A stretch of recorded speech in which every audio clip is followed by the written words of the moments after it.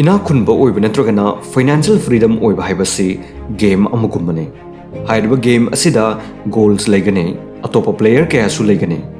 Aduga masida penalties kaya su yawi, aduga best player singidamakta trophies kaya su laigane. Masana khudimaki rules laibagum masigi money game asigidamakta su mai paknaba rules kaya follow toba yamna mathau tai. Karigumba adumna masigi rules sing asi follow tawragadi money game asigi champion oibangamgane. Asumna adumna financial freedom achieve oibangamgane. Adu natragadi adumna lairaba natragana middle class ta atum lehauragane. Masina maram oiraga video asida ina khunba miyoi follow tawriba yamna maru oiba money rules taret khaktang share tawjage. Masi worldwide oina chahi kaya ina khunba miyoi follow tawduna lakli. Masig rules sing asibu adomna follow tawduna yamna thuna financial freedom natragana financial success oibangamgani. Rules sing asigi manungda khwaidigi ahanba rule ase focus on making more money than saving money.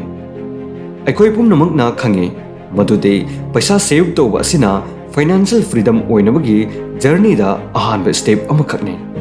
Ayamba miyoising asu paisa save tawduna thambagi hainabi asisu laijai. Aduga kanagumbadi safe oiba mutual funds asigumbadasu invest tawnai. Asigumba miyosing asi makoigi punsida maru oiba khongthang amafau lokhatpa ngamde.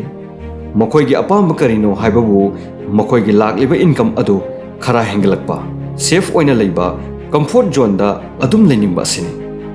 Adomna yamna thuna adomgi dream car adomgi manglan kaya achieve tawge hairagadi adomna paisa save tawba aduga invest tawbaga loinana adomgi income su 10 times ki mathakta hengathanba mathau tai.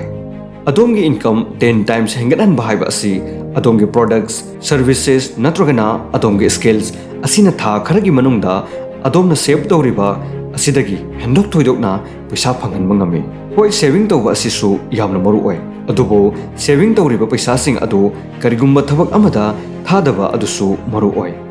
Adomna adomgi skills develop tawbada paisa thadaduna adomgi earning fazana hengathanba ngamgani. Wari asigi marak thatna aikoina karigumba ama tawbada winning daba kanamata leiti. Winning tawraba matung soidana celebration su laigani. Aduna hauji occasion khudimakki celebration tawbagi mathau tadre. Maramdi player sport hariba platform asida mikup khuding lupa lakh kaya winning tawraga mikup khuding celebration tawba haibadu oiragani. Player sport asida 15 games ki mathakta yawi. Khudam oina ludo, speed ludo, snakes and ladders, ship fight, housey, chess, ant-man asigumba sing asine. Masi mayam asi sanraga lupa lakh kaya win tawba yaragani. Ludo natragana fast ludo khak sanragasu paisa mayam ama win tawba yai. Adomna khalamgani player sport khaktang atai leitabra haina. Maram haijage ludo gameplay harib ase secure ni app ama khaksune 10 million plus users su leiribani. Yamna laina wallet natragana account da direct oina angama paisa sing withdraw tawba yai.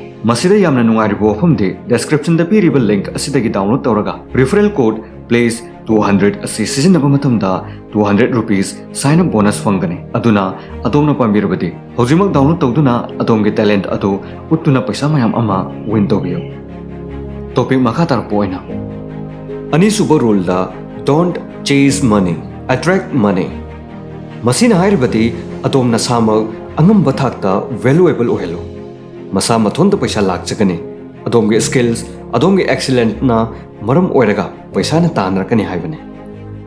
Adomna valuable oiba mi ama oiduna atopagi problem solve tawbagidamakta adomda mayamna paisa su pirakani. Matam aduda adomna paisa launingba adu lauge haibada adomna valuable oiragadi makhoisu pizage haina ready oirakani. Adomna asengba capable oiragadi soidana makhoigi matengsu tawba ngamgani. Adomna su uramba yai successful oiraba talented oiraba miyoisingna minute kharaka speech pibagidamakta lupa lakh charge tawe. Masini paisagidamagta thabak tawriba miyoisinga khetnariba ase. Valuable oiriba miyoisingde paisagi matung induna tanade makoidi ahanbada chahi kaya hotne. Aduga nungtigi anauba skills kaya tamme. Aduga mayamdagisu makoina mang thabaga loinana paisana su makoibu tane. Adomgi punsida adomgi apamba adu hekta fangloi. Adomna phangadoriba ase adongba chanaba adonggi oibada matik chaba adutangni phanggadoribase. Ahum suba rule da the more you learn, the more you earn. Internet na maram oiraga ngasi adomna yamna valuable oiriba video asi free da yengba irai laina phangli. Masibu tamnaba hotnabada haibadi adomda knowledge asi pinaba hotnabada miyoi aduna atang ba lyric kayam paramgani haibadu khanduna yengsi. Adomna fangliba any knowledge ado karamba matamda kanarkadagi haiba matamda supnagi adomna fangliba knowledge ado apply tawrba matam khaktadani. Adomna anova skills tamliba matek anova thabak paikhatpa sungamgane. Lambi kaya masa mathonta uba phanglakane. Asumna adomna fangliba knowledge ado apply tawriba matek su experience su phangme henglakane. Masina maram oiraga adomna paisaga mari lainaba lyric pariba matek paisaga mari lainaba videos yengliba matek atopadagi tambabu oiro money game asigi matangda khangba henglakane. Asumna knowledge lobaga loinana apply tawsiliba matek rich oibagi chance adusu wangkhalakane. Adomda lairiba paisa kudingma yamba yamdaba kanadaba potta sizinabagi mahutta adomna anova skills tamsinba money related books laiduna paba course laiduna tamba asigumba knowledge lawsinbagi matangda sizinabiyu. Maramdi masigi wafam asi ekoina haibadi natti. Prithibigi khwaidagi paisa paibada taruk suba misak amu oiriba investor Warren Buffett asina haibani. The best investment you can make is in yourself. The more you learn, the more you earn. Mari suba rule da start as soon as you can. Yamna shocking oiba wafam amana hojik matamgi youngsters sing asi nungti numit khudingi pung ani ahum de Netflix da social media natragana games da yamna tangba matam asi spend tawduna aremada matam manghalli. Adubu asigumba kanadabada time spend tawba ngamlagasu makoina tawriba manglan adu phangnabagidamaktadi time spend tawba ngamdi.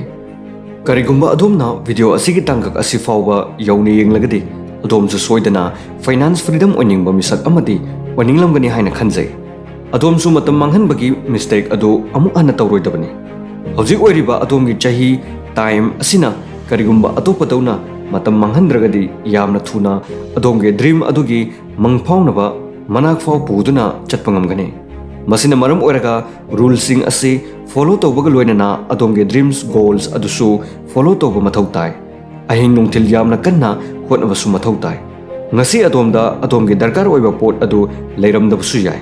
Adomge family da paisa leiramdabasu yai. Adomda resources amata leiramdabasu yai. Adomgi mind da khwaidagi faba business idea leirabasu madu mawalawdi. Idea adu apply tawdri fawdi idea oina leiraga adum leigani. Masina maram oiraga yariba matek yamna thuna adomgi financial journey ase hawbo mathau tai. Masina maram oiragane prithibigi afawba Microsoft company gi co-founder oiriba Bill Gates na hairamba wafam amakhakne. Karigumba adom lairana pogle madu adomgi naral natti. Karigumba adomna lairabagi fibamda sikragadi madu nahaki naralne. Manga suba rule da track your money. Adom student oigera thabak toba mi oigera businessman oigera oning oisano matam chupada masigi rule asi follow toba mathau tai. Adongi paisa tracking toba kadaida sizinaki kadaidagi lai asina chingba tracking togadabani. Kadaida spend togani nahaki darkar laibana karino nahaki goals karino karamba potna hena darkar oi karamba potna hena paisa manghalli asigumba hisab ase togu mathau tai. Monthly budget adudagi hendokna sizinnaroidabani. Masigi budget spending hisab ase paper dana trogana software amada soidana thamgadabani. Taruk suba rule da stay poor until you really get rich. Kanagumbana amuktang mahaki job tagi natragana business tagi paisa lakpa phangba hobaga by default ayamba miyosingna anova pamba pot lainingbagi apamba laijai. Maramdi fangliba paisa adusu yamna kanna hon aduna fangliba paisa ne. Masina maram oiraga thamoina pamjaba mawngda kharaj tawba pamjai. Adubu makoina yamna wana hotnaraduna fangliba paisa adu arang arag pot laithokpada sizinnagi khalladuna yamna wana hotnaraga tanba paisa dinati. Asigumba miyosing ase yamna thuna paisa tanba hobagi wakhal aduga paisa thuna paiba haibadi financial freedom achieve oiba asigumba wakhal asi khanjai. Asengbati adomgi oigadaba goal di paisa paiba manba adunati. ꯑꯁꯦꯡꯕ ꯏꯅꯥꯛ ꯈꯨꯟꯕ ꯍꯥꯏꯕ ꯑꯗꯨ ꯑꯣꯏꯒꯗꯕꯅꯤ꯫ ꯃꯔꯝꯗꯤ ꯏꯅꯥꯛ ꯈꯨꯟꯕ ꯃꯤꯑꯣꯏꯁꯤꯡꯒꯤ ꯃꯈꯣꯏꯒꯤ ꯈ꯭ꯋꯥꯏꯗꯒꯤ ꯁꯤꯀ꯭ꯔꯦꯠ ꯑꯣꯏꯕ ꯅꯤꯌꯝ ꯀꯔꯤꯅꯣ ꯍꯥꯏꯔꯒꯗꯤ ꯃꯈꯣꯏꯅ ꯂꯧꯕ ꯉꯝꯕ ꯆꯥꯡ ꯑꯗꯨ ꯑꯗꯨꯗꯒꯤꯁꯨ ꯍꯟꯊꯔꯒ ꯈꯔꯁ ꯇꯧꯏ꯫ ꯑꯗꯣꯝꯅ ꯂꯛꯖꯨꯔꯤꯌꯁ ꯑꯣꯏꯕ ꯄꯣꯠ ꯈꯨꯗꯤꯡꯃꯛ ꯑꯦꯛꯁꯄꯤꯔꯤꯌꯦꯟꯁ ꯇꯧꯕ ꯌꯥꯏ, ꯂꯩꯅꯤꯡꯕ ꯈꯨꯗꯤꯡꯃꯛ ꯂꯩꯕꯁꯨ ꯌꯥꯏ, ꯑꯗꯨꯕꯨ ꯑꯗꯣꯝꯅ ꯄꯩꯁꯥ ꯃꯔꯥꯡ ꯀꯥꯏꯅ ꯇꯥꯟꯕꯗꯤ ꯃꯊꯧ ꯇꯥꯏ꯫ ꯀꯌꯥꯝ ꯌꯥꯝꯅ ꯇꯥꯟꯒꯅꯤ ꯍꯥꯏꯕ ꯃꯇꯝꯗ ꯋꯥꯈꯜ ꯁꯨꯈꯟ ꯈꯟꯊꯗꯅ ꯄꯣꯠ ꯑꯗꯨ 10 times ꯂꯩꯕ ꯉꯝꯕꯒꯤ ꯆꯥꯡ ꯑꯗꯨꯐꯥꯎ ꯄꯩꯁꯥ ꯄꯥꯏꯕ ꯃꯊꯧ ꯇꯥꯏ꯫ 8th ꯔꯨꯜꯗ always be a boss of money. ꯀꯅꯥꯒꯨꯝꯕ ꯃꯤꯑꯣꯏ ꯑꯃꯗ ꯃꯤꯅꯥꯏ ꯑꯣꯏꯅꯤꯡꯕꯒꯤ ꯑꯄꯥꯝꯕ ꯂꯩꯇꯦ꯫ ꯑꯗꯨꯕꯨ ꯍꯧꯖꯤꯛ ꯃꯇꯝꯒꯤ ꯁꯣꯁꯥꯏꯇꯤ ꯑꯁꯤ ꯀꯃꯥꯏꯅ ꯋꯥꯔꯛ ꯇꯧꯏ ꯍꯥꯏꯔꯒꯗꯤ ꯁꯣꯁꯥꯏꯇꯤ ꯑꯁꯤꯗ ꯅꯨꯡꯇꯤꯒꯤ ꯁꯔꯚꯥꯏꯚ ꯇꯧꯕ ꯉꯝꯅꯅꯕ, ꯅꯨꯡꯇꯤꯒꯤ ꯊꯕꯛ ꯇꯧꯔꯒ ꯂꯩꯅꯅꯕ ꯑꯁꯤꯒꯨꯝꯕ ꯗꯤꯁꯤꯖꯟꯁ, ꯍꯦꯕꯤꯠꯁ ꯁꯦꯝꯒꯠꯄ ꯑꯗꯨꯒꯨꯝꯕ ꯃꯈꯜꯒꯤ ꯁꯣꯁꯥꯏꯇꯤ ꯑꯗꯨꯅꯤ꯫ ꯃꯁꯤꯅ ꯃꯔꯝ ꯑꯣꯏꯔꯒ ꯄꯩꯁꯥ ꯇꯥꯜꯂꯕꯁꯨ ꯄꯩꯁꯥꯒꯤ ꯃꯤꯅꯥꯏ ꯑꯣꯏꯗꯨꯅ ꯑꯗꯨꯝ ꯂꯩ꯫ ꯑꯌꯥꯝꯕ ꯃꯔꯝꯗꯤ ꯂꯣꯟ, EMI, ꯑꯇꯣꯞꯄꯗꯒꯤ ꯄꯩꯁా ꯄꯨꯁꯟꯕ ꯑꯁꯤꯗꯒꯤ ꯑꯣꯏ꯫ ꯑꯁꯤꯒꯨꯝꯕ ꯃꯤꯑꯣꯏꯁꯤꯡ ꯑꯁꯤ ꯃꯁꯥꯕꯨ ꯅꯨꯡꯉꯥꯏꯅ ꯂꯩꯕ ꯉꯝꯅꯕꯅꯤ ꯍꯥꯏꯗꯨꯅ ꯑꯃꯗꯤ ꯑꯇꯣꯞꯄ ꯃꯤꯑꯣꯏꯁꯤꯡꯕꯨ ꯃꯈꯣꯏꯗ ꯏꯝꯄ꯭ꯔꯦꯁ ꯑꯣꯏꯅꯕꯅꯤ ꯍꯥꯏꯗꯨꯅ ꯂꯣꯟ, EMI ꯑꯁꯤꯒꯨꯝꯕ ꯄꯩꯁꯥ ꯀꯌꯥ ꯕꯦꯡꯛꯇꯒꯤ ꯑꯇꯣꯞꯄ ꯃꯤꯑꯣꯏꯁꯤꯡꯗꯒꯤ ꯄꯨꯁꯜꯂꯤ꯫ ꯁꯨꯞꯅꯒꯤ ꯃꯤꯅꯤꯠ 5 ꯈꯛ ꯑꯇꯣꯞꯄꯗ ꯏꯝꯄ꯭ꯔꯦꯁ ꯇꯧꯅꯅꯕ ꯊꯥ ꯈꯨꯗꯤꯡꯒꯤ ꯕꯦꯡꯛꯇꯒꯤ ꯂꯣꯟ ꯂꯧꯗꯨꯅ EMI ꯇꯧꯔꯒ ꯄꯩꯁా ꯊꯤꯒꯠꯄ ꯀꯌꯥꯅꯤ꯫ ꯑꯁꯨꯝꯅ ꯐꯥꯏꯅꯥꯟꯁꯤꯌꯦꯜ ꯐ꯭रीडम ꯑꯣꯏꯒꯦ ꯍꯥꯏꯔꯒꯗꯤ ꯑꯇꯣꯞꯄꯒꯤ ꯂꯟꯗꯣꯟꯗꯒꯤ ꯅꯥꯟꯊꯣꯛꯅꯅꯕ ꯍꯣꯠꯅꯒꯗꯕꯅꯤ꯫ ꯄꯩꯁా ꯄꯨꯕꯒꯤ ꯍꯩꯅꯕꯤ ꯑꯁꯤꯁꯨ ꯂꯩꯍꯜꯂꯣꯏꯗꯕꯅꯤ꯫ ꯃꯤꯒꯤ ꯂꯟꯗꯣꯟ ꯇꯣꯟꯗꯅꯕ ꯍꯣꯠꯅꯒꯗꯕꯅꯤ꯫ ꯁꯨꯞꯅꯒꯤ ꯂꯨꯄꯥ 500 ꯈꯛ ꯑꯣꯏꯔꯕꯁꯨ ꯃꯤꯉꯣꯟꯗꯒꯤ ꯂꯧꯗꯅꯕ ꯍꯣꯠꯅꯒꯗꯕꯅꯤ꯫ ꯑꯁꯨꯝꯅ ꯑꯗꯣꯝꯅ ꯃꯊꯛꯇ ꯍꯥꯏꯖꯔꯤꯕ ꯔꯨꯜꯁꯤꯡ ꯑꯁꯤ ꯐꯣꯂꯣ ꯇꯧꯗꯨꯅ ꯑꯗꯣꯝꯅ ꯐꯥꯏꯅꯥꯟꯁꯤꯌꯦꯜ ꯐ꯭रीडम ꯑꯣꯏꯅꯅꯕ ꯍꯣꯠꯅꯕ ꯌꯥꯏ꯫